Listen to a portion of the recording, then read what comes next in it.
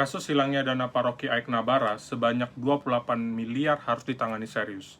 Kasus ini jelas bermuatan tindak pidana serius, apakah penggelapan dalam jabatan sampai pemalsuan dokumen yang terjadi dalam kaitan seseorang yang bekerja di Bank BNI, Bank BUMN.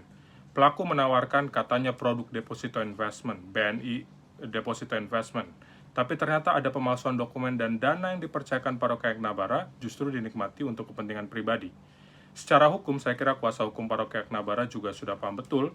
Menurut saya, kasus ini harus diproses secara pidana maupun perdata. Proses pidana mungkin bisa memenjarakan pelaku, tapi bagaimana uang umat 28 miliar itu? Jadi menurut saya, memenjarakan pelaku bukan tujuan akhir. Pengembalian utuh dana umat yang hilang adalah tujuan utama. Ini sesuai logika KUHP baru. Kita harus mempertanyakan di mana alasannya negara, dalam hal ini Bank BNI, harus bertanggung jawab juga. Kalau pelaku ini diproses pidana, hakim perlu sita semua harta kekayaannya kalau perlu, termasuk yang mungkin sudah dilakukan pencucian uang dalam berbagai bentuk. Itu pun kalau mencukupi. Bagus kalau itu bisa menggantikan 28 miliar. Tapi kalau ternyata tidak cukup, ya BNI harus bertanggung jawab. Kenapa? Dalam pasal 1367 ayat 1 dan 3 KUH Perdata misalnya, pertanggungjawaban bisa dimintakan atas perbuatan seseorang yang ada di bawah mereka. Dalam bahasa hukum disebut vicarious liability.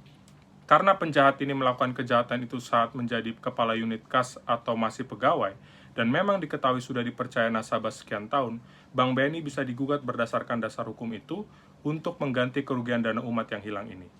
Alasan lain, tentu sekali lagi karena ini dana umat. Sekian orang menabung dalam koperasi gereja ini untuk banyak keperluan. Dana umat gereja yang dikelola dengan prinsip solidaritas sesama umat gereja Katolik untuk pemberdayaan umat. Hukum harus adil, negara harus hadir. Proses hukum harus benar-benar menghasilkan keadilan bagi nasabah beritikat baik. Dalam kasus ini, pelaku adalah pegawai resmi bank menggunakan jabatan, relasi nasabah, dan dokumen bank waktu itu.